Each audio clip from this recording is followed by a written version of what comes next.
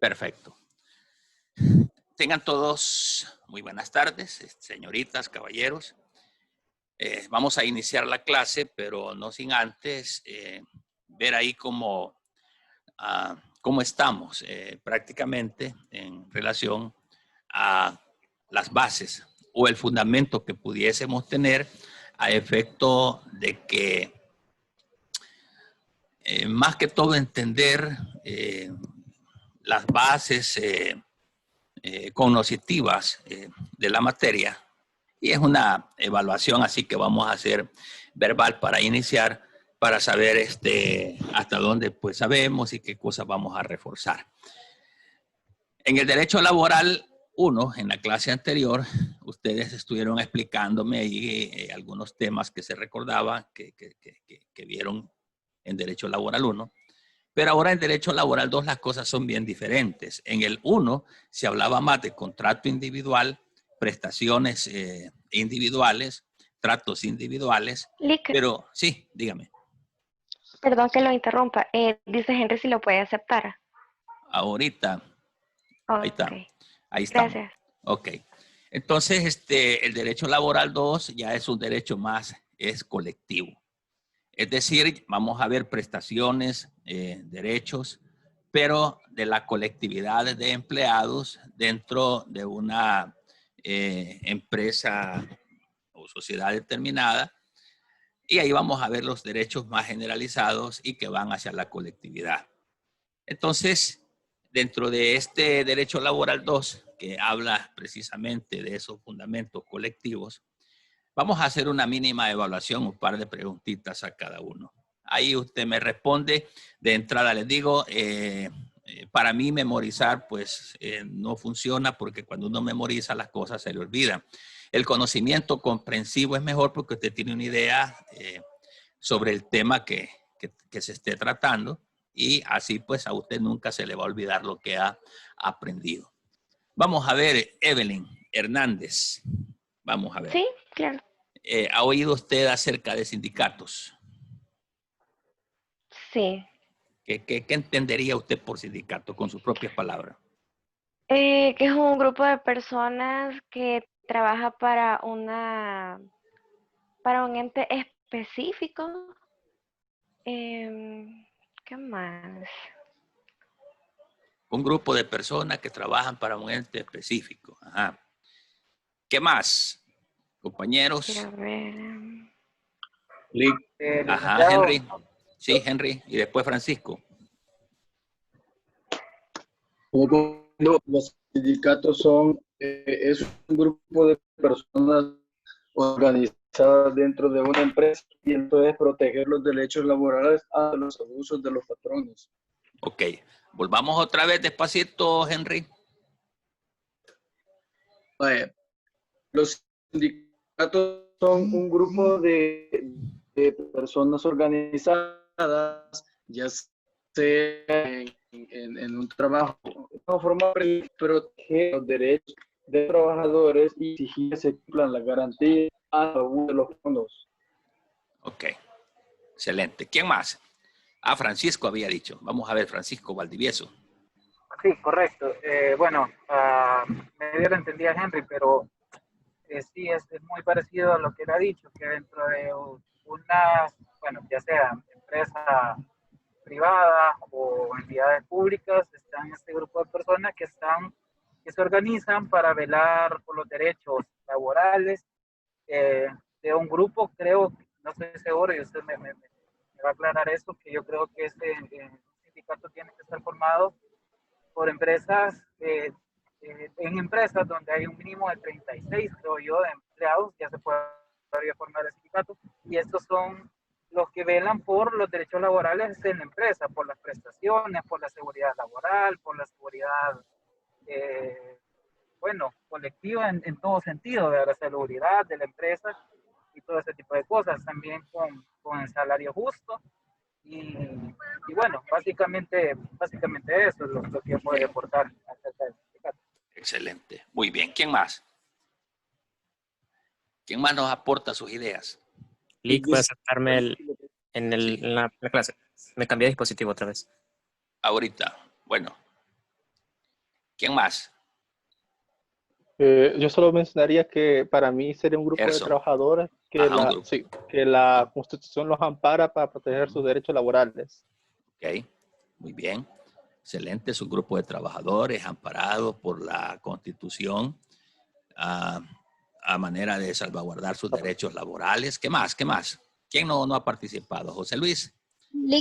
Sí.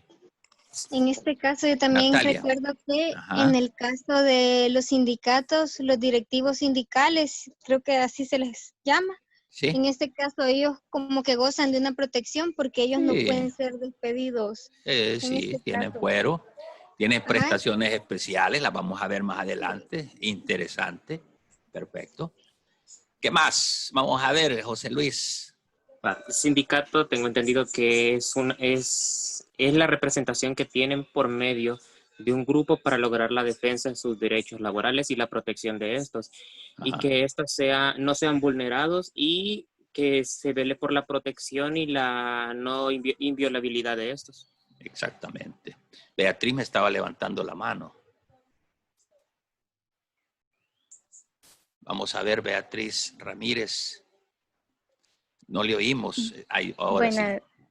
Buenas tardes, Liz. Buenas. Yo lo que entiendo por sindicato de trabajadores es un grupo determinado que vela por los derechos de los trabajadores para que sus derechos no sean violados. Ajá. Excelente. Vean qué fácil está esto. Estamos como haciendo una evaluación cognoscitiva de qué es lo que usted sabe con relación a ciertos temas que vamos a estar tratando en esta materia.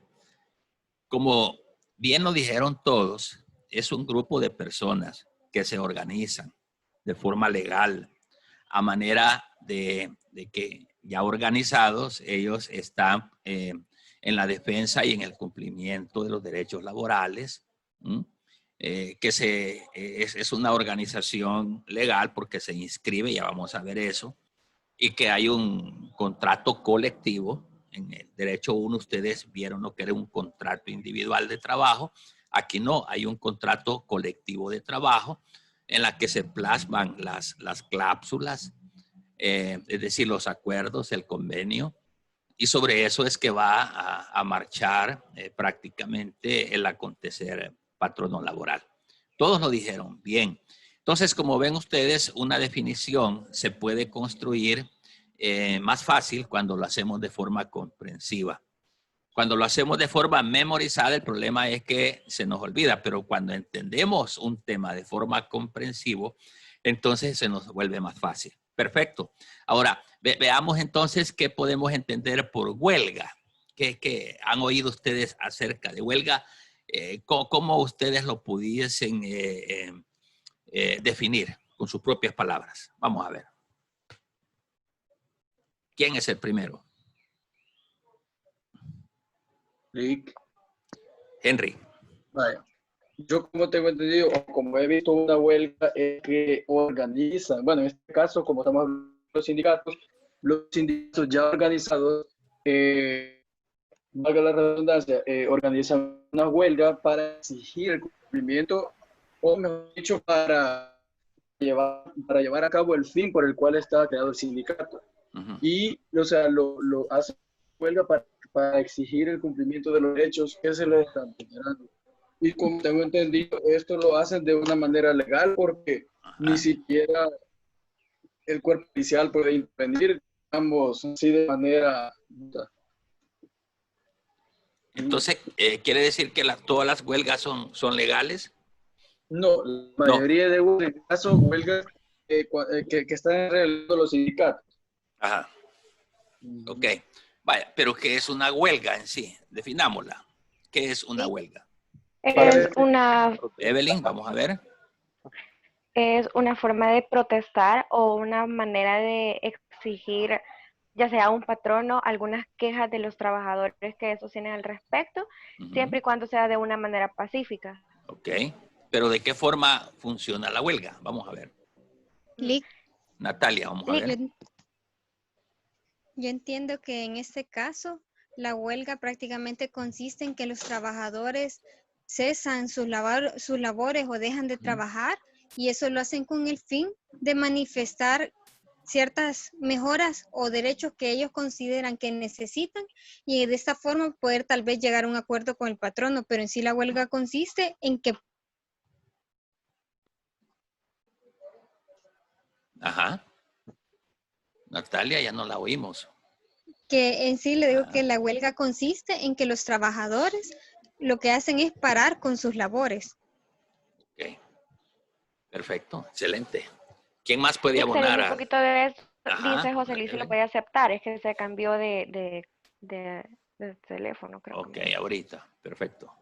Ligue, en este caso, como que la huelga es la manifestación de las inconformidades de los trabajadores. Exactamente. La huelga es el resultado de la manifestación de la inconformidad de los trabajadores. Como dijo la compañera, era el cese de labores, que es una de las formas de presión que los sindicatos hacen a la parte patronal para exigir el cumplimiento de algunas prestaciones que según los sindicatos están siendo objeto de vulneración. ¿Verdad? Entonces aquí vamos a ir viendo entonces cómo se va organizando toda esta situación. Hay un contrato individual de trabajo, ya lo dijimos en primer lugar, y posterior hay un contrato colectivo de trabajo, donde ya es la organización que se llama sindicato, la que lo celebra juntamente con, como en representatividad de los empleados que se aglutinan a ella.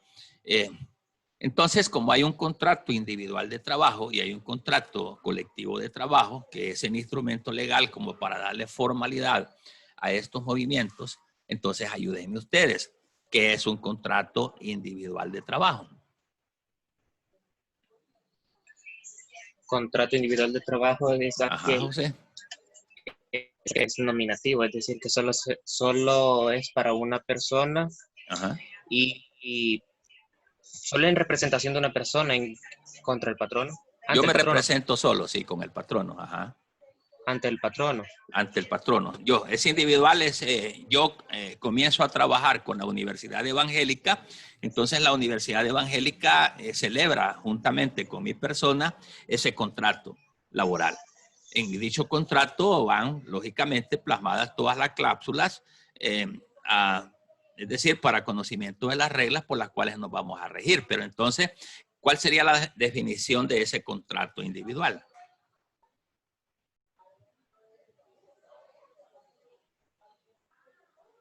Se podría decir que ¿Sí? es un documento en el cual una persona es un instrumento en el cual una persona se obliga a prestar servicios hacia por una parte, esa persona llamada trabajador se obliga a prestar un servicio. Ajá, ¿qué más, Evelyn? Hacia una empresa o al patrono a cambio de obtener una remuneración.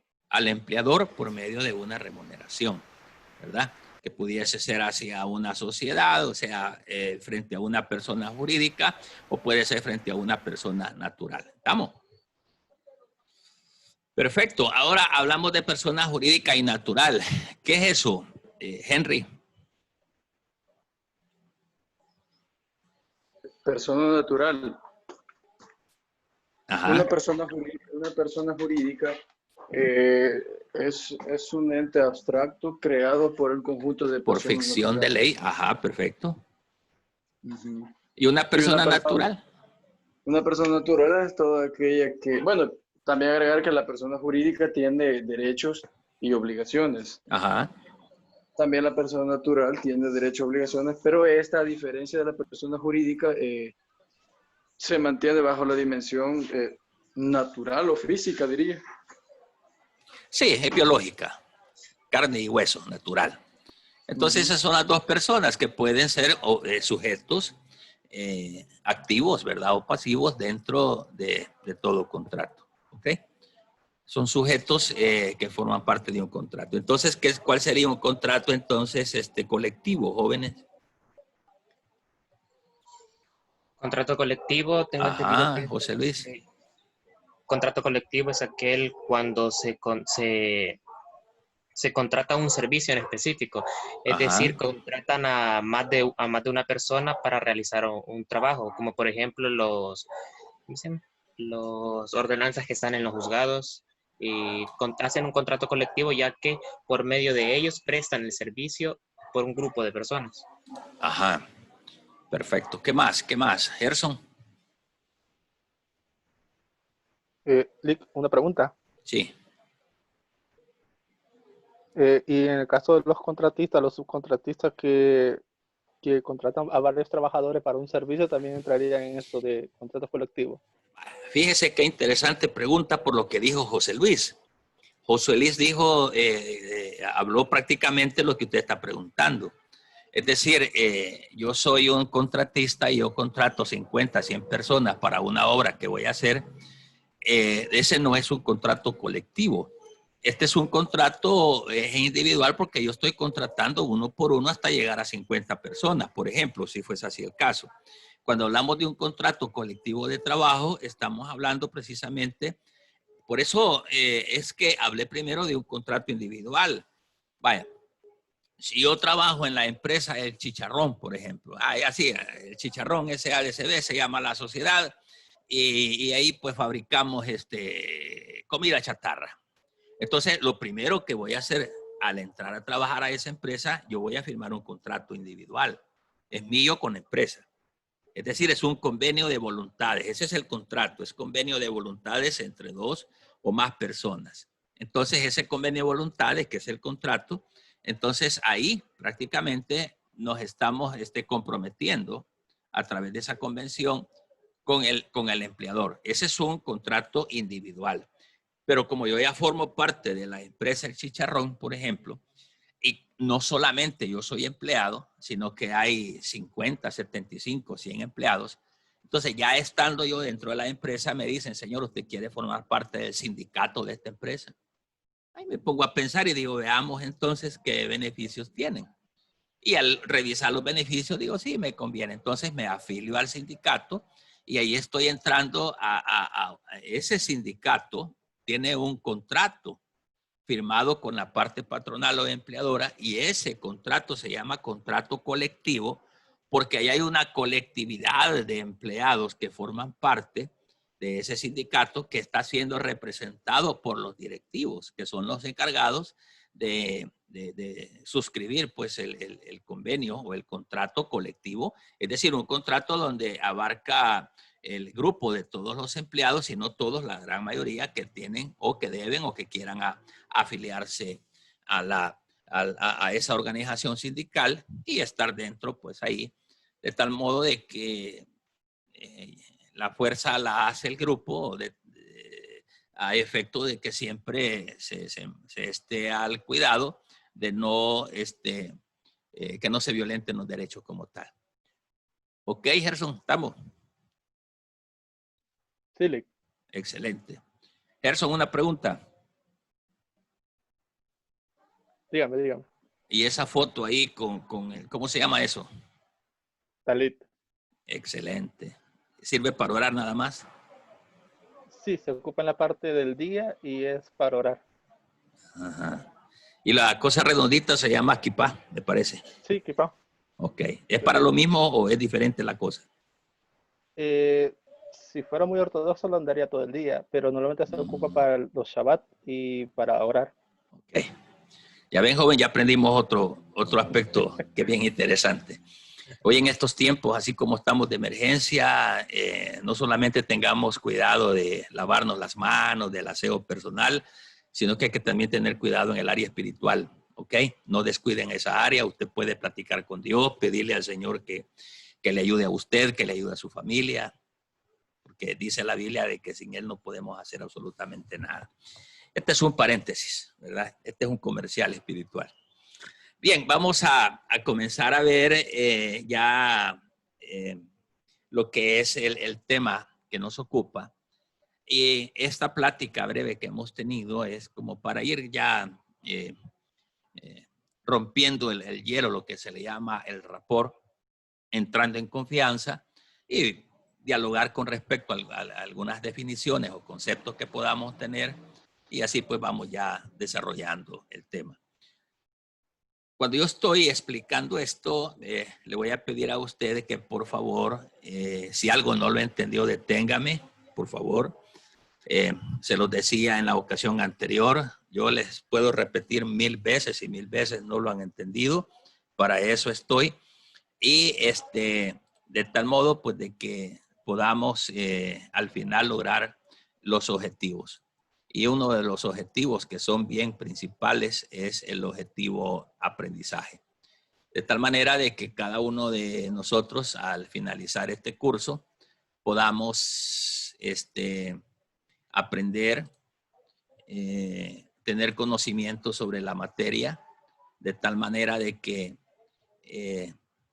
podamos llegar pues a nuestra vida profesional conociendo sobre todos estos aspectos. Pregúntenme, por favor. Esto lo estuvimos viendo en la reunión anterior, vimos las rúbricas, que yo creo que sí ya pudieron entrar ustedes a ver las rúbricas, estuvimos viendo las reglas del comportamiento y luego pues vamos a entrar de conformidad a lo que nos pide el programa de contenido. Dentro de la unidad 1 vamos a hablar de los fundamentos del derecho colectivo de trabajo y ahí vamos a ver algunas nociones generales del derecho laboral colectivo. Vamos a comenzar viendo lo que es el sindicalismo, la historia en el mundo, la historia en El Salvador, cómo es que se ha venido evolucionando esta cuestión. Entonces, entrando ya en materia, podemos entonces hablar de qué es el derecho colectivo de trabajo.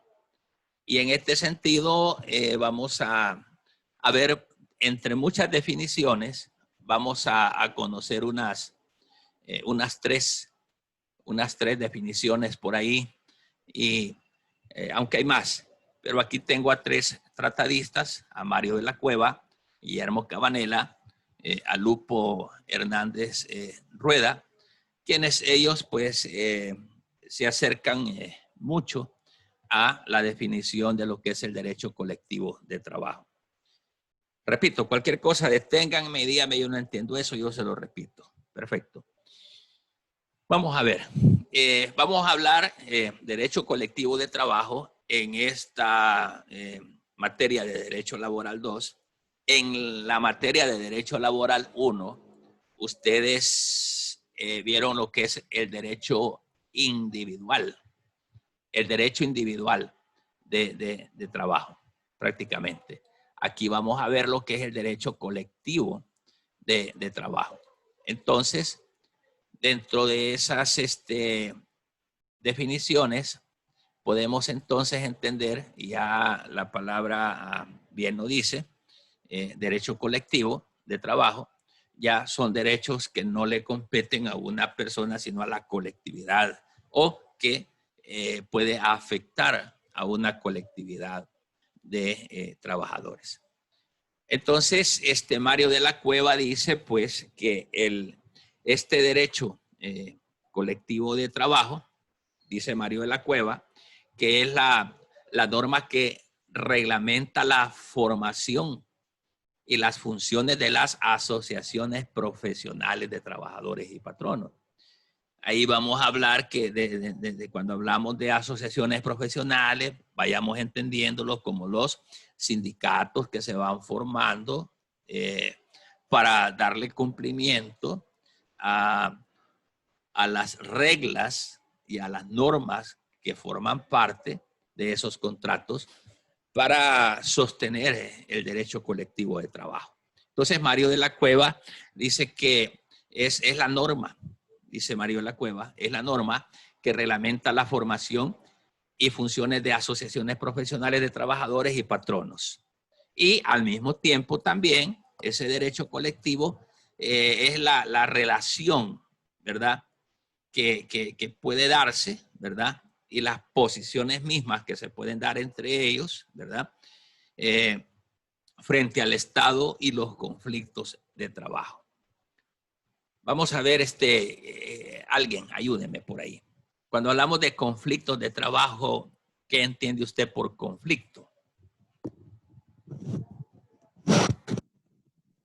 Quizás podría ser que los trabajadores, por ejemplo, no tengan ciertas prestaciones que tendría que tener la empresa donde trabaja. Por ejemplo, si trabajan en una empresa que produce insumos agrícolas como pesticidas y todo eso, y ellos no tienen los elementos necesarios para cuidar su integridad física, por ejemplo, y la empresa no se lo proporciona, ahí podría haber un conflicto, porque Ahí, excelente. Vamos a ver, Francisco. Cuando se generan todas estas situaciones dentro de una empresa, se genera un conflicto. Ahora bien, ¿qué es un conflicto en sí? La palabra conflicto. Quizás cuando hay, bueno, un problema, es un sinónimo, ¿verdad? Pero un conflicto puede ser que eso, básicamente, que no haya, y que el trabajador esté exigiendo algo que el patrón no le está negando, pero que se encuentre como con el derecho de exigirlo. Y que alguien no se lo esté dando, puede ser que sea un conflicto. Ok, entonces todos esos elementos lo que vienen a formar es un conflicto, es decir, una controversia. Puntos encontrados, controvertidos, que generan prácticamente esa situación de esa relación prácticamente conflictiva, contrapuesta entre ambos bandos. Eso es lo que dice Mario de la Cueva, pero Guillermo Cabanela dice que el derecho colectivo es una rama del derecho laboral, ¿verdad? En el cual ya va hablando Guillermo Cabanela ya va hablando más directamente, dice, en el cual se encierran huelgas, paros, conciliación, arbitraje, ¿verdad? Y en dicha relación solo participan los grupos, solo participan las asociaciones profesionales y determinadas categorías únicamente, ¿ok? Entonces, eso es lo que dice Guillermo Cabanela. Lupo Hernández de la Rueda dice que son relaciones nacidas del trato del empleador y de las organizaciones patronales frente a los trabajadores.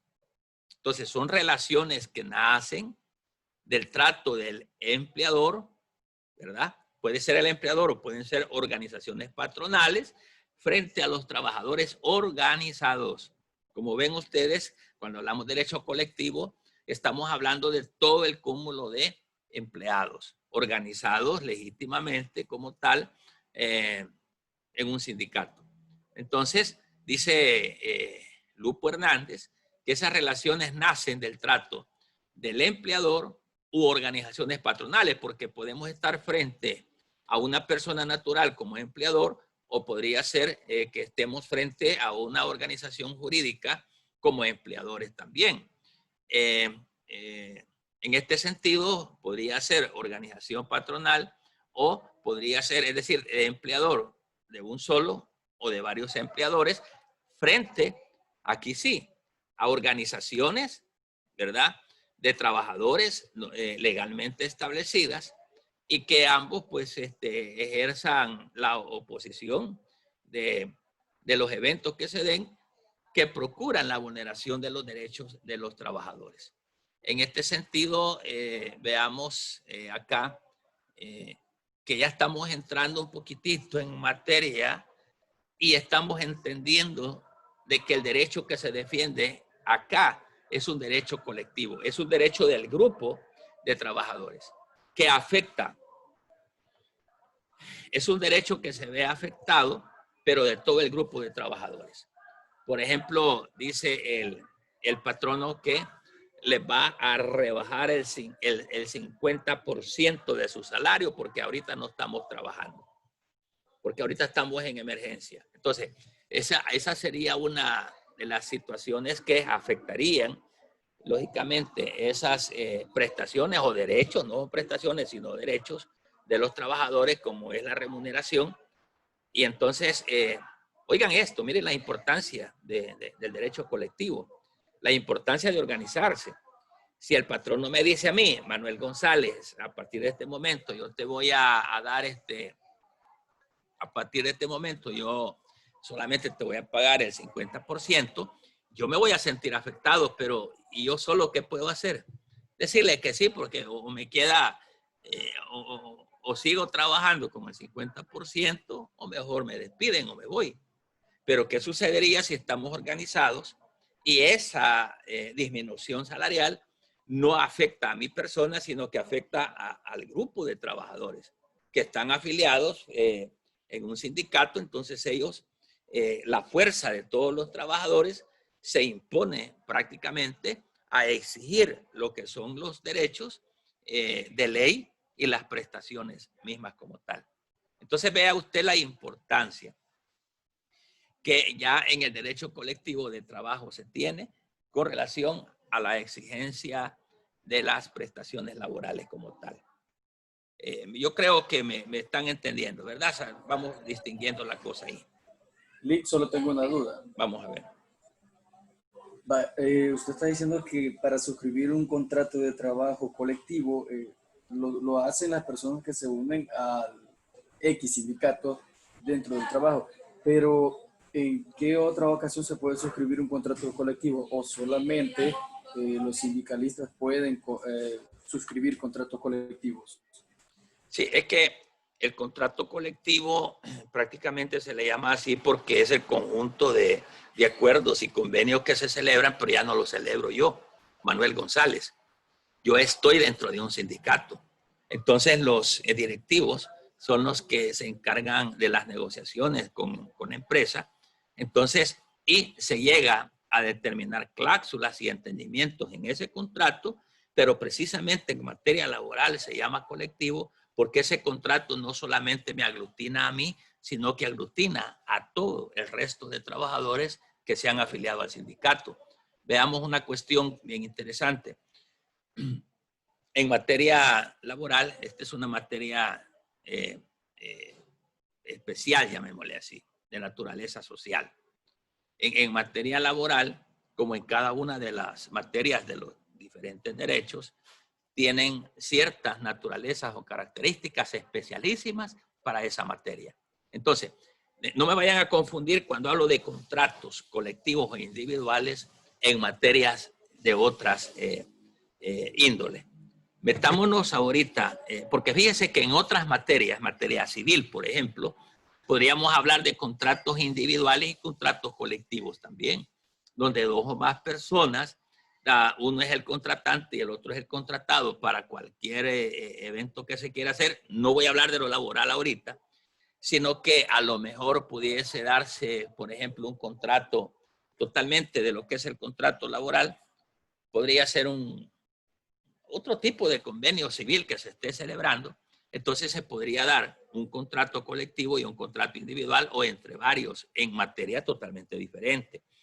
Pero siempre metiéndonos en materia laboral, entonces cuando hablemos de contratos colectivos de trabajo, entendamos siempre de que es la celebración de ese contrato, de ese sindicato versus un patrono. Y entonces ese sindicato lógicamente tiene representatividad jurídica, ese sindicato tiene directivos, ese sindicato está compuesto por un grupo determinado de trabajadores, está inscrito, entonces ese sindicato se vuelve una persona jurídica que tiene derechos y obligaciones, capacidades, ¿verdad? Una de las capacidades es de contratar y entonces cuando hablemos de contratos colectivos de trabajo, nos vamos a referir a ese grupo de personas que se llama el sindicato un ejemplo, sindicato de los trabajadores del chicharrón, por ejemplo, conocido por sus siglas STDH, un ejemplo. Entonces, esa es una persona jurídica bien definida, bien determinada. Esa persona jurídica que está compuesta por la colectividad es la que celebra frente al patrón los acuerdos a los que se llega. No sé si satisfago la pregunta. Si no, amplíemela. Gracias. Perfecto. Perfecto. Sigamos entonces.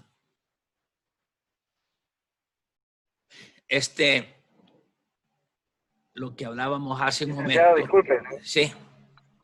Yo tengo una pregunta, ¿vale? Porque cuando hablamos de contratos colectivos de trabajo, no sé, alguien mencionaba, por ejemplo, una empresa empresa que preste servicio de limpieza a una entidad pública, por ejemplo. Ese es el caso en los hospitales. Sí. Pero entonces cuando hablamos que se busque la prestación de servicios de limpieza de varias personas, no necesariamente estamos hablando de un contrato colectivo. Ahí es donde surge mi duda. Porque entonces estamos subcontratando a otra empresa para que preste esos servicios y la relación entonces no es directamente con el hospital, por decirlo así, o con el órgano judicial, sino que es la relación entre la empresa subcontratada con, no sé, con el Hospital Nacional de San Bartolo, por decir algo. Pero entonces ese no es un contrato colectivo, o cuál es la relación ahí, porque son varias personas las que están trabajando, pero no están formadas por, digamos, como un sindicato.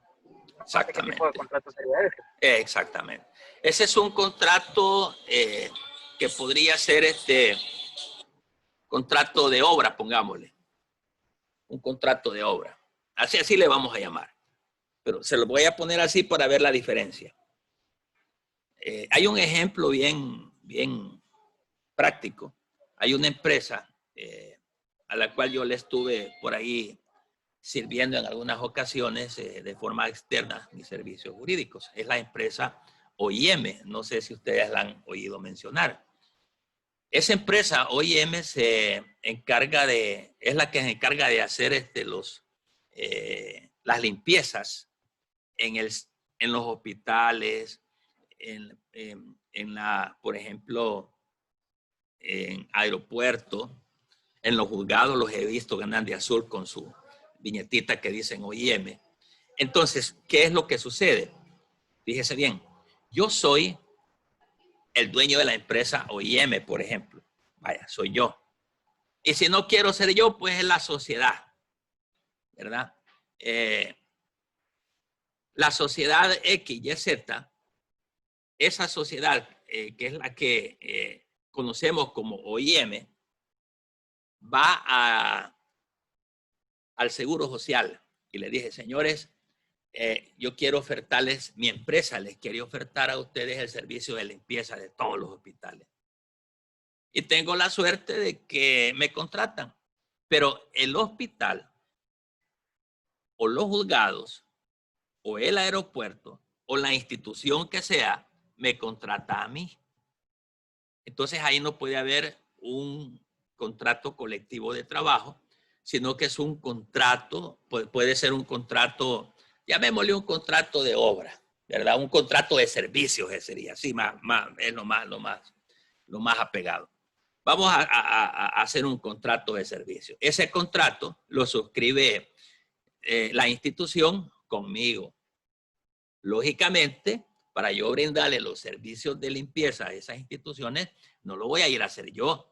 Yo debo de contratar, yo debo de tener mi personal que va a trabajar conmigo y mi empresa OIM tiene 500 personas que trabajan en eso. ¿Ok? Entonces, ese contrato es un contrato de servicios que lo celebré yo con la institución.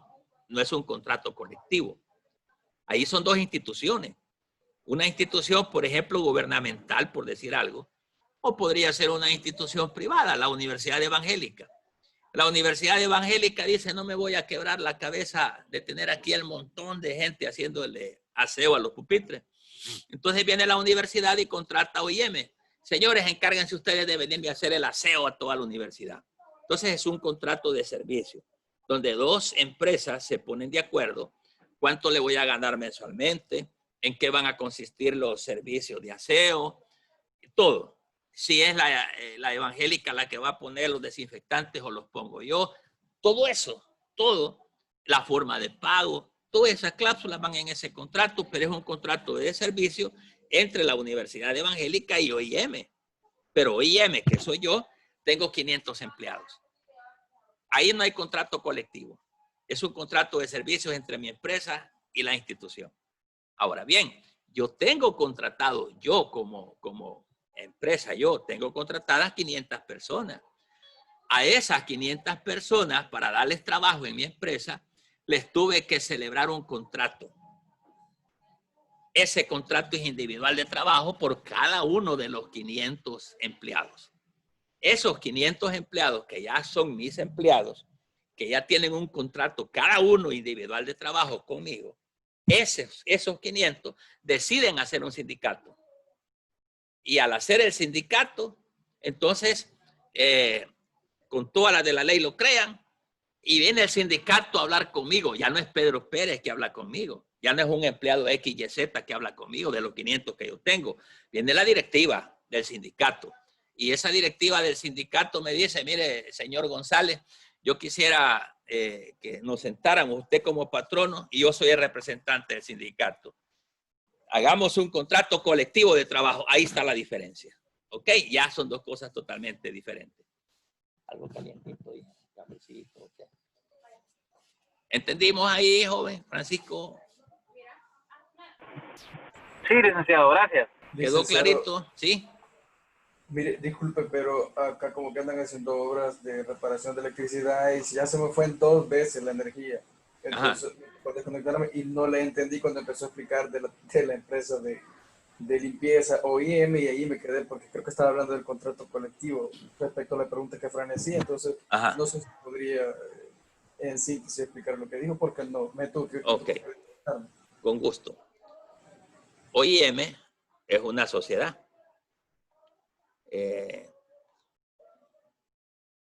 Pongamos 2 empresas.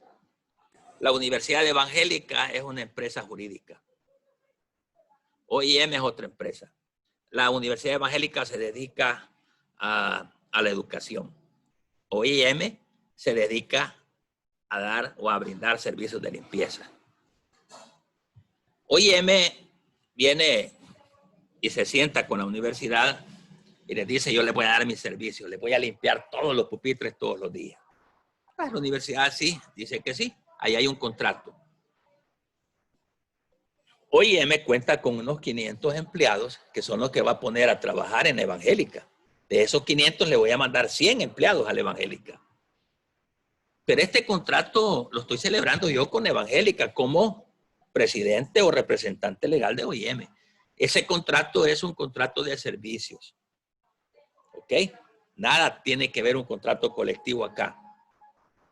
Es un contrato de servicios entre 2 personas que pueden ser jurídicas o personas naturales.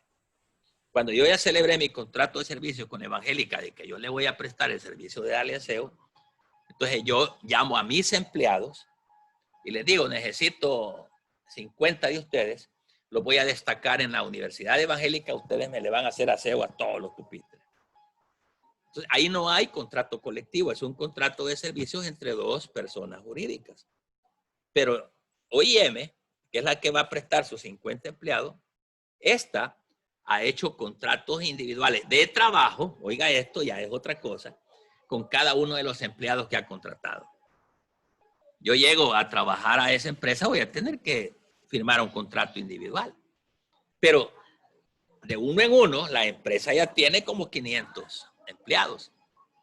Ahora los 500 empleados deciden formar un sindicato, lo forman y todo, y luego ya se acerca el presidente donde el patrón y le dice, mire, somos del sindicato y aquí vamos a celebrar un contrato. Ahí es donde entra el contrato colectivo de trabajo.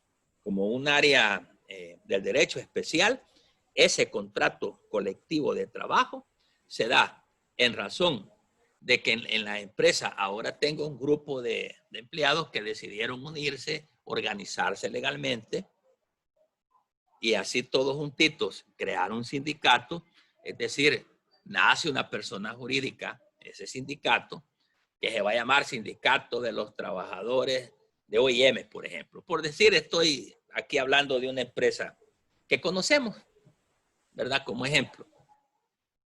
Entonces, ahí ve la diferencia, lo que son contratos de servicio o de otra naturaleza, a lo que es un contrato colectivo de trabajo, que es donde se crea el grupo de personas, el grupo de empleados, y este grupo de forma organizada, de forma legal, ya puede frente a un patrón ponerse de acuerdo para hablar sobre prestaciones, para hablar sobre derechos laborales.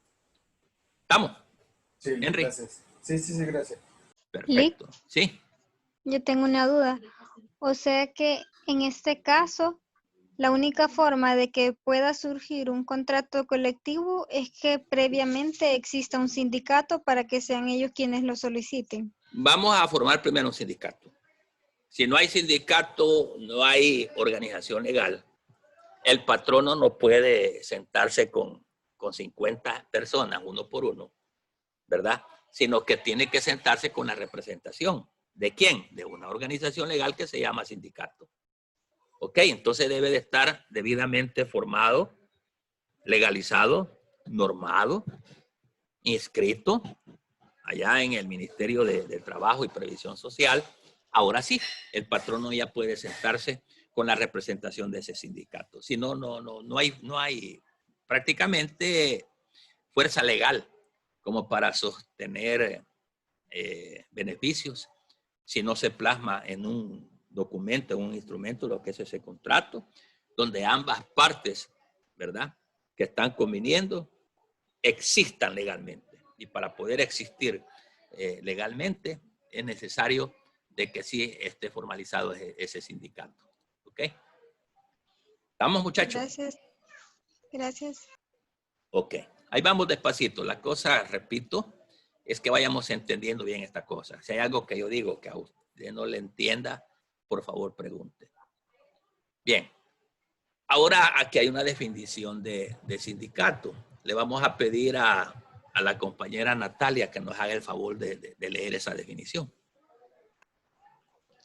Es toda organización o asociación profesional compuesta o integrada por personas que ejerciendo el mismo oficio o profesión u oficios o profesiones similares o conexos se unen para el estudio y protección de los intereses que les son comunes. Ahí estamos. Ahí estamos. Dentro de esta definición podemos encontrar elementos importantes, no es la única. Cuando yo les pregunte en un parcial, en un examen, defíname qué es un sindicato, hágalo con sus propias palabras. La cosa es que entendamos bien esta cuestión. Según esta definición, dice que el sindicato es organización. Ojo con esto. ¿Es una organización o es una asociación profesional? Estos elementos son bien importantes. Asociaciones profesionales. ¿Ok? Y esta organización se integra por personas. Fíjese bien. Pero esa organización integrada por personas deben de tener por lo menos el ejercicio de un mismo oficio o de una profesión. Por ejemplo, la Asociación de Abogados de El Salvador. Esa es una asociación profesional. Y pueden haber ingenieros ahí. Fíjese que no, porque la denominación es Asociación de Abogados de El Salvador. Cuando estamos hablando de una asociación profesional. Cuando hablamos de una organización, hablemos de los empleados de la empresa El Chicharrón. Estas personas ejercen el mismo oficio. Y en relación a la asociación profesional, son personas que ejercen la misma profesión. Es decir, deben de estar dentro de la misma naturaleza. ¿Por qué todos los empleados de la empresa El Chicharrón pueden organizarse? Porque son comunes, no en las tareas que hagan, sino que son comunes en la organización en la que trabajan. Todos son empleados de ahí, del Chicharrón. Entonces, como todos tienen eso en común, y aunque hagan diferentes actividades dentro de la misma empresa, porque uno puede calentar el aceite, el otro puede coser las bolsitas, el otro las viñetas, qué sé yo, pero todos tienen en común en que son empleados de la empresa El Chicharrón y por consiguiente ellos pueden organizarse. Y si es una asociación, repito, profesional, debe de estar compuesta o integrada por personas que ejerzan la misma profesión, ¿verdad? Oficio o profesión, u oficios o profesiones que sean similares o que sean conexas, ¿verdad? Cuando hablo de conexos, es el ejemplo que les puse de que tal vez allá en la empresa del Chicharrón, yo estoy pegando las bolsitas de plástico, el otro está pegando las viñetas, el otro calienta el aceite, el otro le pone fuego a la leña, ¿qué? pero que son funciones que son conexas unas con la otra, que tienen la misma finalidad, que se regulan dentro de esa empresa o lugar de trabajo, ¿verdad? Bueno, entonces estos se unen para el estudio y protección de los intereses, óigame bien, que les son comunes. Esa es la definición, una de las definiciones que podemos encontrar de sindicato. Estos se unen. ¿Qué es un sindicato? Es una organización. Es una organización, eso es un sindicato. Una organización o asociaciones profesionales que las integran personas que tienen el mismo oficio o profesión. ¿Para qué? Para el estudio o para la protección de los intereses comunes de todos ellos. ¿Por qué para el estudio? Porque ese sindicato va a estar estudiando las cláusulas de un contrato, por ejemplo, si se están cumpliendo, si no se están cumpliendo, si hay que modificar quizás con el tiempo ese contrato. Y protección, ¿verdad? Cuando hay un despido injustificado, me despiden solo porque le caí mal a mi jefe, por ejemplo. Entonces, como yo soy del sindicato, yo hablo con el sindicato. Mire, este hombre me está queriendo despedir no por negligente, me está queriendo despedir porque no le caigo bien. Entonces viene el sindicato y dice, ¿qué pasa? ¿Por qué me está despidiendo este hipote que viene temprano, trabaja hasta bien tarde, es diligente? Y entonces se protege derecho al trabajo, se protege el salario, se protegen prestaciones, se protege de abusos y un montón de situaciones que se pueden dar en una empresa. Entonces, para ello es que se forma este sindicato. Cuando no hay sindicato, de repente me dicen a mí, mira, vos estás despedido porque ya no quiero tenerte acá. Es un derecho individual que se me está violentando y por consiguiente ya ustedes vieron en Laboral 1 qué es lo que tenemos que hacer frente al Ministerio de Trabajo o en un juzgado determinado. Cuando hablamos ya de demandas por la vulneración de un derecho laboral. Pero aquí tenemos ya prácticamente una definición que usted la puede arreglar mejor si es posible para entender que ese sindicato es una organización de personas, es una asociación profesional de personas, ¿verdad? Que se unen para el estudio y para la protección de intereses que les son comunes a ellos. Excelente. Bueno, vamos a seguir aquí caminando con esto. Bien. Pero, ¿de dónde es que vienen estas cosas? ¿Cómo surge el sindicalismo? ¿Desde dónde viene todo esto? Entendamos de que esto no es nuevo. Esto es del siglo pasado, de más atrás. Entonces vamos a hablar un poquito de lo que es la historia del sindicalismo en el mundo y la historia del sindicalismo en El Salvador.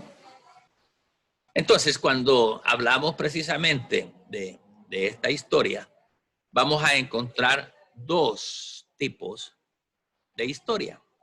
Dos tipos de historias. Una, que es la historia oficial, y la otra, que es la historia popular. ¿Cuál es el problema que se genera acá?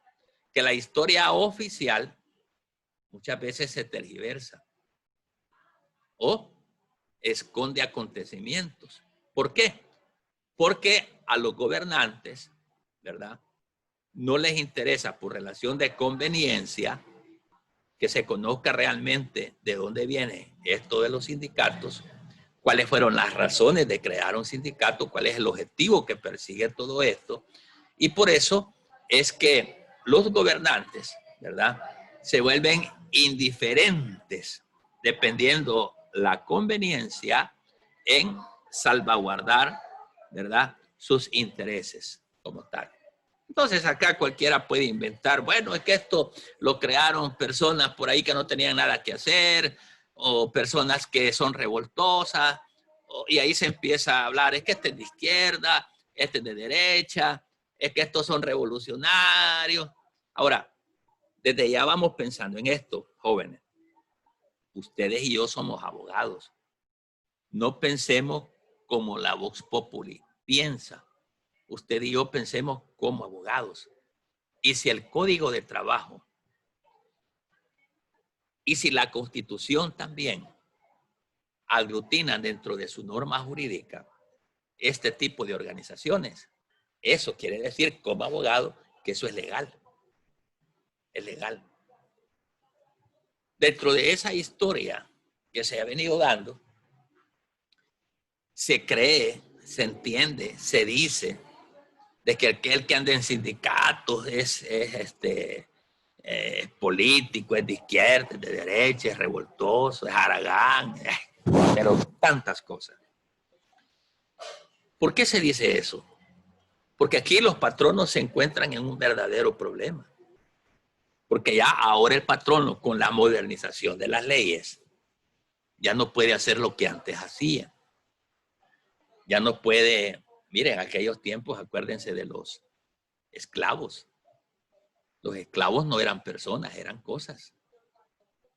Y el esclavo trabajaba para su patrón hasta que moría, sin remuneración. Sin remuneración alguna.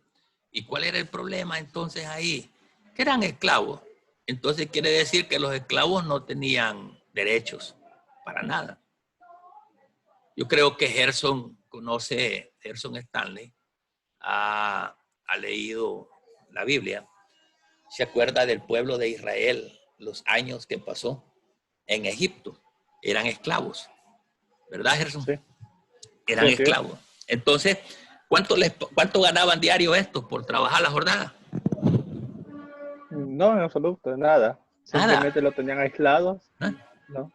Nada. ¿Y qué tenían que hacer los esclavos? Gerson. Todo el trabajo forzoso físico que se hacía para monumentos, esculturas o las pirámides. Todo. ¿Y podían reclamar por eso? No, era la muerte. Claro. Pues esa es la historia. De por ahí viene todo de los trabajadores. Así eran los trabajadores como esclavos. Ya vamos a ver eso más adelantito. Entonces la historia nos recoge prácticamente esos acontecimientos a nivel mundial para entender los acontecimientos a nivel nacional. Y por eso les decía de que la historia oficial sufre algunas mutaciones, ¿verdad? En razón de que se pretende o se tiende a tergiversar la verdad de los acontecimientos precisamente para darle un color feo a lo que es el sindicato, al sindicalismo. Uy, no te metas en eso ahí. Van a creer que sos comunista, que sos revolucionario. No, eso no, nada que ver, señores, en lo absoluto. Nada que ver. Entonces, al hablar de la historia del sindicalismo en El Salvador, vamos mejor a hablar, en primer lugar, de la historia de los hechos que se dieron en el ámbito mundial, ya que esos hechos históricos mundiales son los precedentes para llegar a nuestra propia historia, a la historia de El Salvador, ¿verdad? Y vamos a hablar un poquito ahí de algunas facetas que se dieron a nivel mundial. Muy bien. En el siglo XVIII hablamos de la revolución industrial en Inglaterra.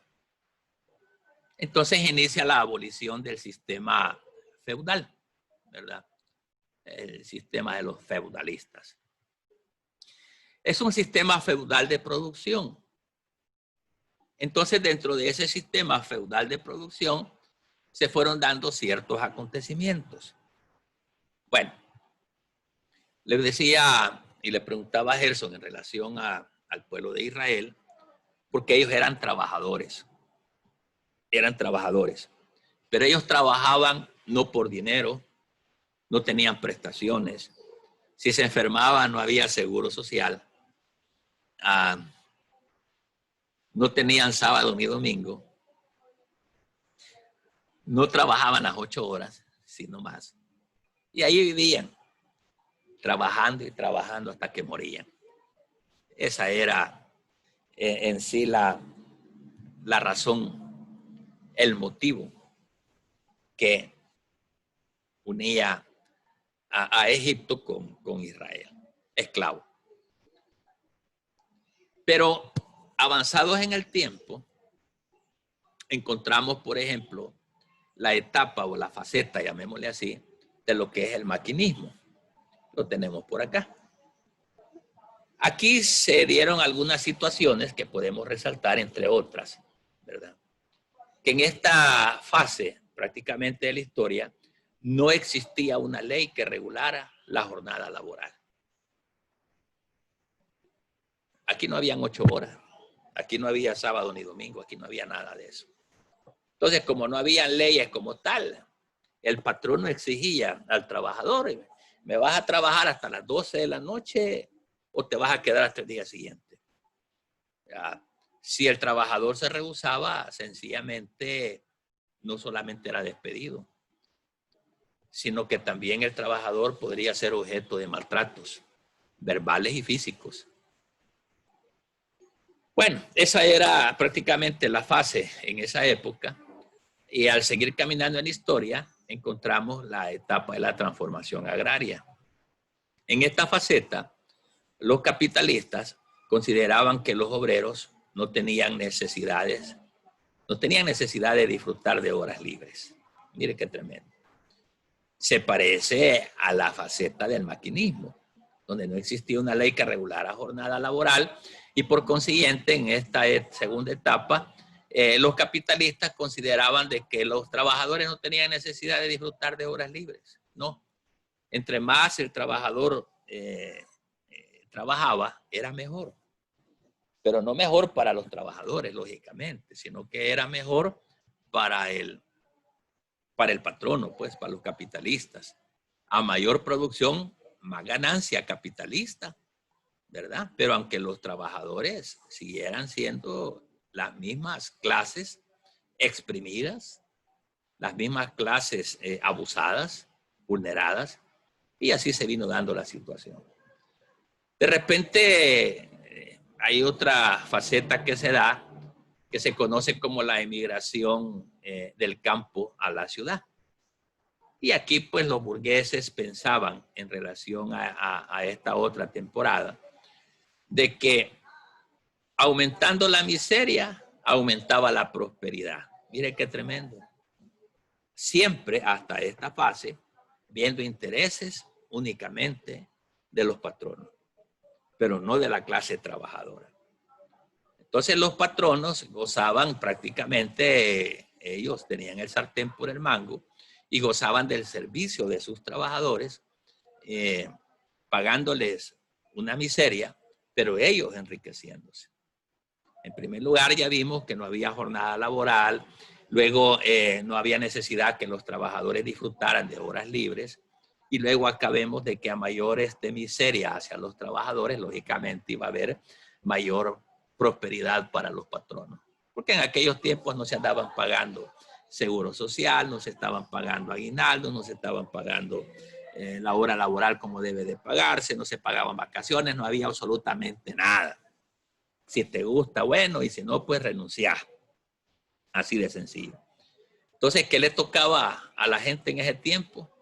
Le tocaba trabajar, ¿verdad? Le tocaba esforzarse, sacrificarse, por la razón de que las necesidades familiares que se daban y que se siguen dando actualmente eran enormes.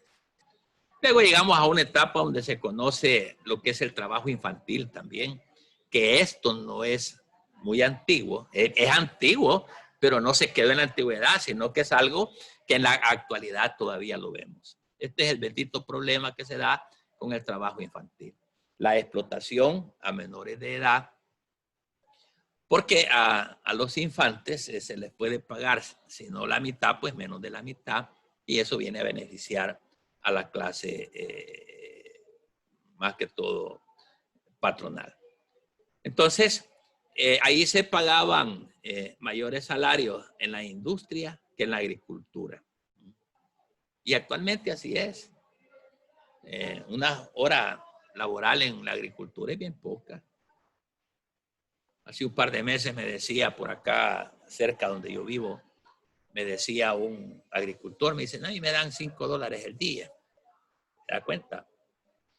Y pasaba, dice que entran desde las 4 de la mañana a 5 de la mañana, ya están con la cuma, en el campo. Ya están abonando, ya están sembrando. Y dice, ay, me fui a ganar mis 5 pesitos ya. Y ahí viene contento con los 5 pesitos, ¿verdad? Pero en esa época, pues se pagaban mayores salarios a la industria que a la agricultura y eso actualmente también se ve.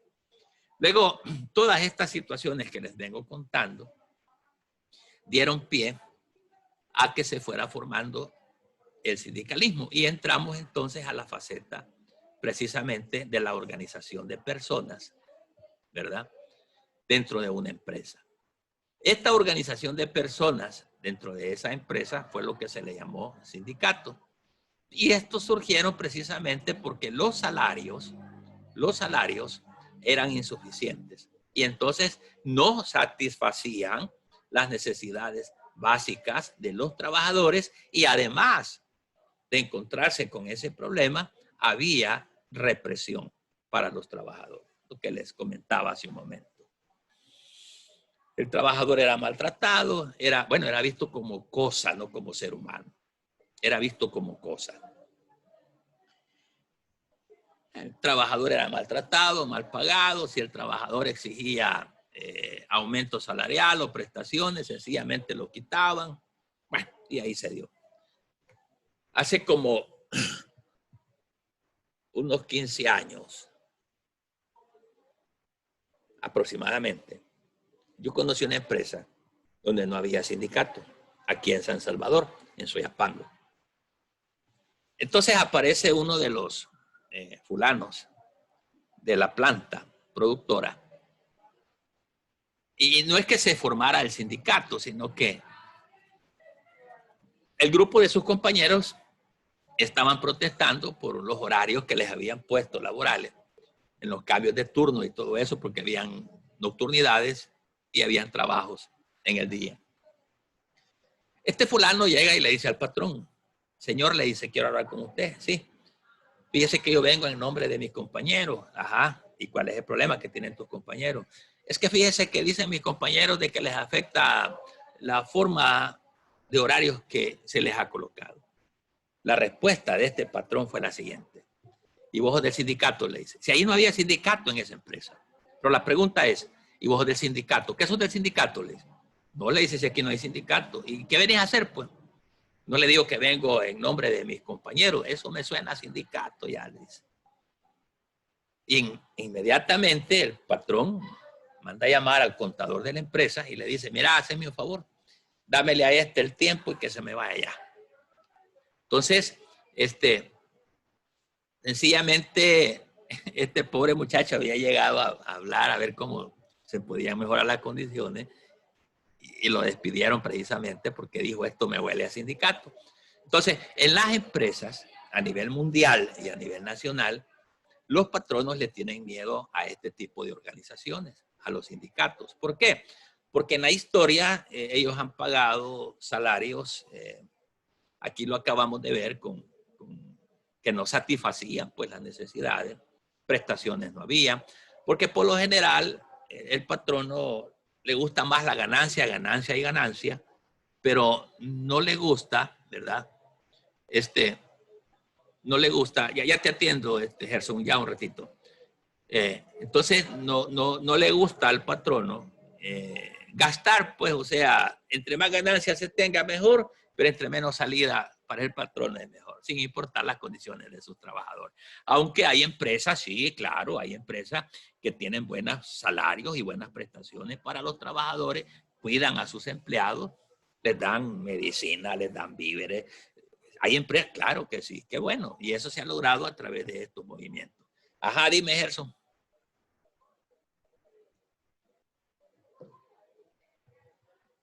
¿Quién levantó la mano?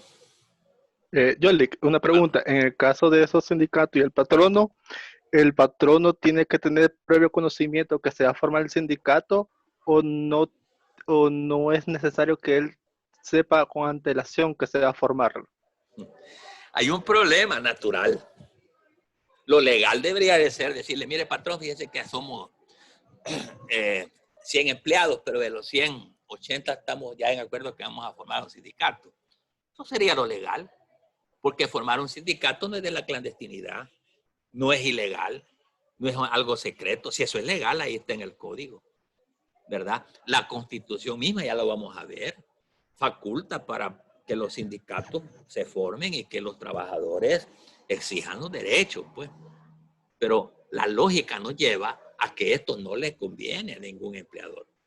Entonces lo legal sería decirle, mire patrón, vamos a formar esto, pero por lo general los sindicatos se han formado así entre los mismos empleados y entre ellos se forman, entre ellos se acreditan, van a sentar el sindicato, lo registran, y ya cuando está todo listo, ya, señor patrono, queremos tener una reunión. Somos del sindicato de trabajadores de la empresa del chicharrón.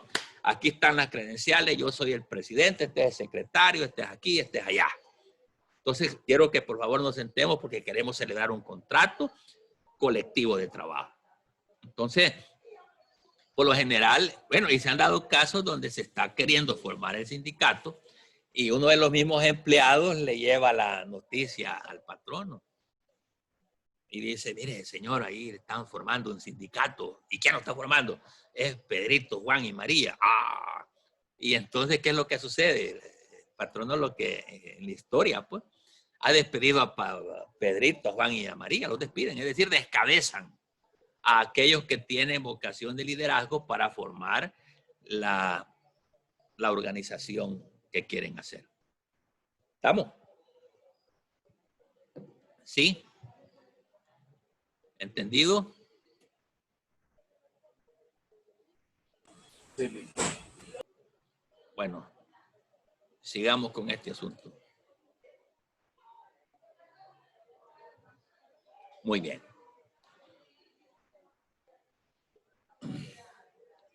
Como hemos venido charlando con respecto a la evolución de estos sindicatos, fíjense que allá por 1989 en Europa,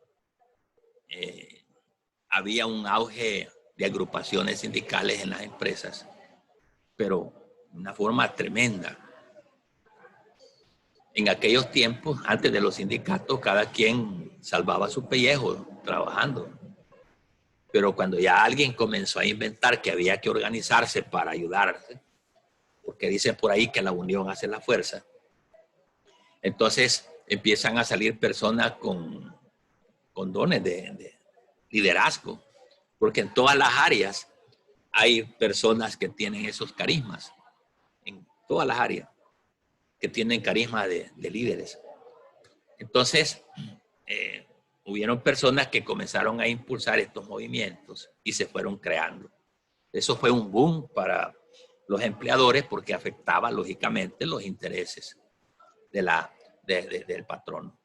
Entonces, habiéndose organizado y saliendo ya los grupos prácticamente a luz, haciendo sus luchas a nivel de sindicatos para solicitar pues que las prestaciones se mantengan o conquistar prestaciones que no tenían, sucedió algo entre tantos movimientos que se dieron. En 1989 en Europa se dio una situación. Reprimieron a una gran concentración de obreros. Los obreros se encontraban celebrando una asamblea de masas, de diferentes empresas y todo eso. Entonces, esto ya agarrando auge, ya estaban organizándose como tal y existía esa concentración ahí. En 1989 se da ese suceso, fue bien notorio, ¿verdad? Y después de reprimirlos y todo eso, resulta que aparecen leyes. Oiga esto, leyes que suspenden el derecho de asociación y de publicación. Leyes que amordazan a los que organizan y a los organizados. Y aparecen también pues leyes coercitivas que afectaban a los trabajadores. Acuérdense que la empresa, la gran empresa, acuérdense ustedes que la gran empresa siempre ha estado de la mano de los gobernantes y los gobernantes de la mano de la gran empresa. Eso así ha sido siempre. Entonces, lógicamente, estos grandes empresarios, pues a la par de los gobiernos, creaban ellos formas de defenderse y de detener esos movimientos que se daban porque no les convenían.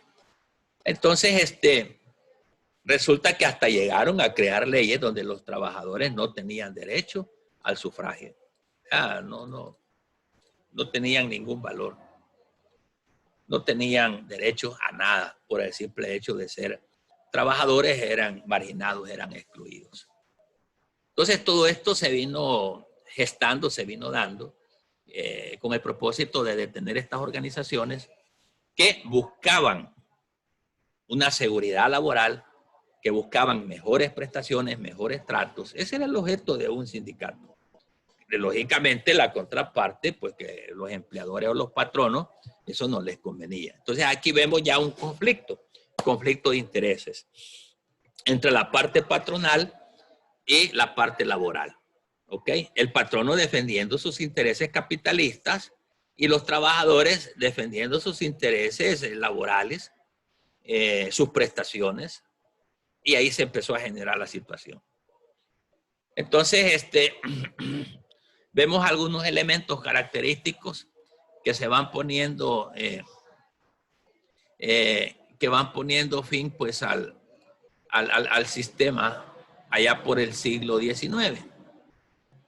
Y dentro de estos elementos podemos hablar sobre la investigación científica que se orienta sistemáticamente al servicio de la industria. Las cosas van cambiando. Las cosas se van transformando. La revolución industrial viene a cambiar tantas cosas. Hay una explotación de nuevas fuentes de energía, la electricidad, el petróleo. Y hay un progreso tecnológico que surge en el campo de la química y de la electricidad.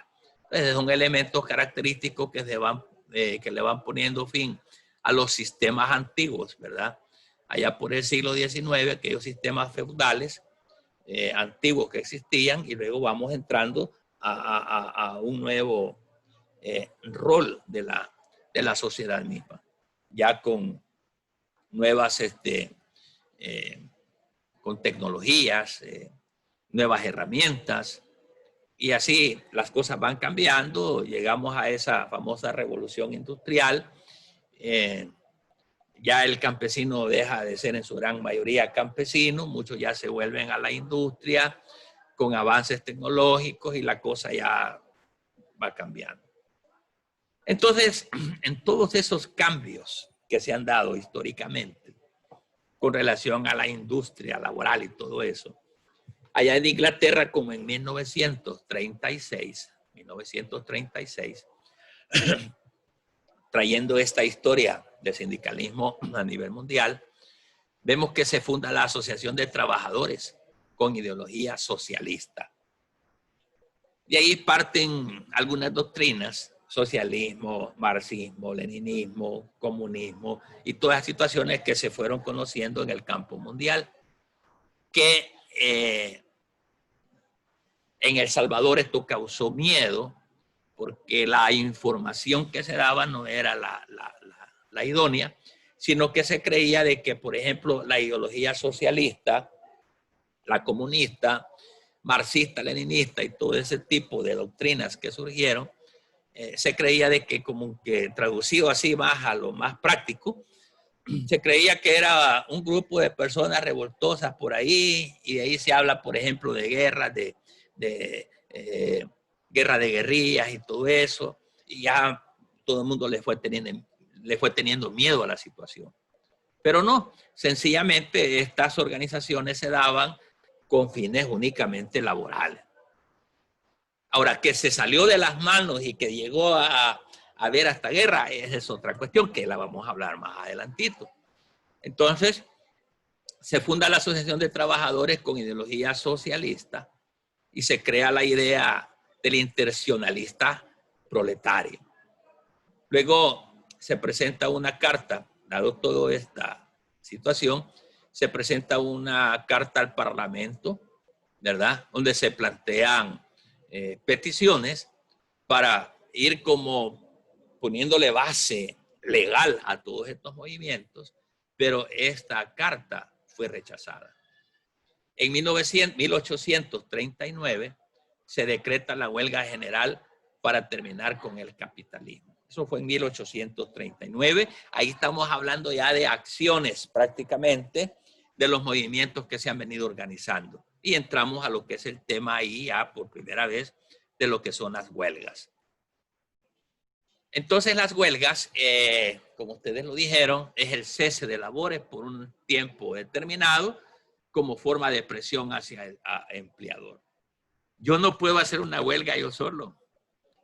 Si yo, por ejemplo, trabajo en la evangélica, yo me pongo en huelga y cierro las puertas del socorro jurídico, yo solito y me pongo en huelga, me van a despedir, hombre, y ya, aquí no ha pasado nada. Entonces, para llegar a este tipo de presión más fuerte de parar las maquinarias de una empresa, de cerrar las puertas de una empresa, tendría que hacerse en la organización colectiva. Entonces aquí en 1848 en Francia tenemos la revolución. En esa revolución la clase trabajadora tuvo una participación extraordinaria. Como ven, ya la cosa viene agarrando fuerza a nivel mundial. Se empezaron a crear, acuérdense, los primeros grupitos de personas defendiendo sus derechos, pero esto poco a poco se fue creciendo y creciendo y creciendo. Europa, en Europa se dio este movimiento que creció fuertemente. Y fíjense que lo que les vengo hablando, todo esto que les estoy hablando, trajo consigo muertes, porque a los trabajadores cuando se iban a la huelga o salían a marchar, los fumigaban a pura bala, ¿verdad? Para amedrentarlos y que se retrocedieran. Y no lo pudieron lograr, las cosas fueron creciendo, la participación fue extraordinaria. Entonces, con las trade unions se obtuvieron varias ventajas, dando ejemplo de unidad, solidaridad y eficacia. Es decir, la unión, oiga bien, la unión no solamente de personas dentro de una misma empresa, sino que aquí se da una unión de sindicatos con sindicatos. En El Salvador ustedes han visto que de repente sale el sindicato del STIS, por ejemplo, ayer o antier. Pero como no les hicieron caso, les aseguro que a lo mejor van a ver ustedes no solamente al STIS en las calles, van a ver a los sindicatos del Ministerio de Educación, sindicato de Obras Públicas, sindicato de no sé dónde. Esa es la unión de trabajadores sindicales, no solamente de una entidad, sino que de diferentes, todos unidos, paralizando todo. Y eso es lo que se vino dando a nivel mundial. Entonces, dada la situación, así como se viene trayendo, es que se comenzaron a reconocer los derechos de asociación y huelga. Y oiga esto, porque la asociación, es decir, el sindicalismo y la huelga, la organización de trabajadores, ojo, era considerada como un delito. Se consideraba como un delito. Entonces fue acá en Francia en este año, es que dentro de uno de los acontecimientos que se dieron, es que se reconoce el derecho a asociación. Ya podían hacer sindicatos. Ahora los sindicatos ya podían irse a la huelga. Ya era legal, porque deja de ser considerado como un delito. Todos estos movimientos sindicales que hacían huelgas y que se organizaban, eran consideradas como delito las acciones que hacían, era considerado como fuera de la ley, era considerado como actos reprochables, y así vendieron la idea a las sociedades, ¿verdad? Pero sin embargo, como dije hace un momento, aún causando muertes de cada una de estas personas, ellos insistieron en la unidad laboral para llegar a estos tiempos. Entonces, a partir de ello, los gobiernos conceden derechos a los obreros, aunque sea desaprobado por los liberales. Es decir, no todos estaban, qué bueno, ya estuvo. No es que ahí la cosa mejoró, cambió, sino que ahí las cosas únicamente fueron ellos avanzando en el terreno legal para irse asentando como tal y llegar a lo que es el reconocimiento del sindicato, ¿verdad? wow, esta historia, ampliándola, no terminaríamos. Son historias donde habían muertos, masacraban gentes. No, tremendo lo que se daba, solo porque los trabajadores querían organizarse y ver cómo mejoraban. Entonces esto vino cambiando. En 1884 el sindicato es reconocido, el sindicalismo se reconoce. En el año de 1881 se constituyó en Estados Unidos, fíjese, la Federación del Trabajo. Ya era un principio de esta clase de organizaciones que comenzaban a tener ya fundamento legal. Y entonces, igual se presenta una carta al Parlamento planteando peticiones y todavía había ciertos resabios, porque no fue fácil ni va a ser fácil hasta el día de hoy. Habían ciertos resabios por parte de los empleadores a efecto de... ¿Qué tiene? Vamos a ver, Natalia, ¿qué dice? Y ni pasáselo.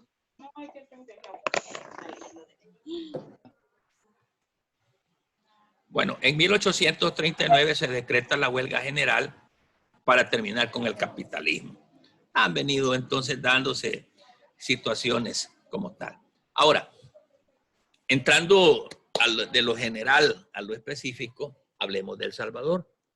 Esa historia que he venido contándoles, todos los acontecimientos que se dieron a nivel mundial, cómo se vino evolucionando esta cosa. Y todo esto, lógicamente, barrió con todo el mundo hasta llegar a El Salvador. Entonces, allá por 1917, acá en El Salvador, nace a consecuencia de los acontecimientos posteriores a la Revolución Socialista de octubre de 1917 que se da en Rusia. Estas sirvieron de motivación a los obreros salvadoreños en el inicio del proceso de organización. Entonces acá, viendo esas situaciones, acontecimientos laborales que se daban a nivel mundial, ellos se comenzaron a motivarse de tal manera pues de que comenzaron ellos a forjarse, a fundarse, a organizarse y a irse creando como tal, ya como sindicatos en El Salvador. Entonces, la historia del derecho colectivo en El Salvador habla también de fases por las que esto fue caminando, y en 1910 se funda la Asociación de Empleados de Comercio, 1910. 1914, la Confederación de Obreros de El Salvador, ¿verdad? Se compone de varias asociaciones. Esta Confederación de Obreros de El Salvador no es un sindicato único, sino que son varios sindicatos que se unen en un solo y ya se le llama confederación. Llegando a 1923, la Federación Regional de Trabajadores de El Salvador se compone, mire, aquí se aglutinan personas como zapateros, pintores, motoristas, mecánicos, electricistas, es decir, personas que tenían trabajos de carácter más particulares, pero estos se aglutinan precisamente en esas federaciones, ¿verdad? Por ejemplo, aquí en El Salvador, ahí por el Parque Libertad, abajito dice Asociación de Lustrabotas de El Salvador, por ejemplo, ¿verdad? La Asociación de Carpinteros de El Salvador, ¿verdad? Donde se aglutinan, hacen su sindicato, se organizan y se ayudan entre ellos. Ahí forman cooperativas, se ayudan en préstamos,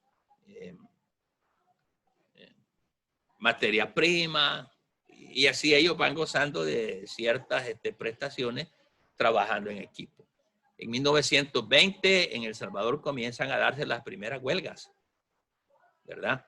Y hay un acontecimiento que quedó marcado en 1922, que es la masacre de una manifestación de mujeres que apoyaban la candidatura del opositor de la dictadura Meléndez Quiñones. ¡Wow! Mire, 1920. No había ni nacido yo todavía. Entonces, este grupo de mujeres se estaban manifestando mediante la huelga y entonces las masacraron a estas mujeres. Ya entrados en El Salvador, aquí se dieron acontecimientos bien duros, bien drásticos. en el sentido pues, de que en aquellos tiempos, no sé si ustedes se recordarán, existían los cuerpos de seguridad como la Guardia Nacional, la Policía de Hacienda, la Policía Nacional, solo así se llamaba, Policía Nacional. Entonces, cuando una empresa se iba a una huelga, los trabajadores de repente estaban las tanquetas ahí. Tal vez ustedes puedan buscar en YouTube, probablemente hayan videos, tienen que haber de este tipo de situaciones que se dieron en esos tiempos. Meterse a un sindicato en esos tiempos era la muerte. Que dijeran fulano es sindicalista, máxime si era dirigente. Era la muerte, así de sencillamente. Desaparecía, moría y decían, se murió fulano, no es que lo mataron por comunista. Decía, en aquellos tiempos, decir una persona es comunista, tenga por seguro de que lo enfriaban sencillamente. Lo enfriaban.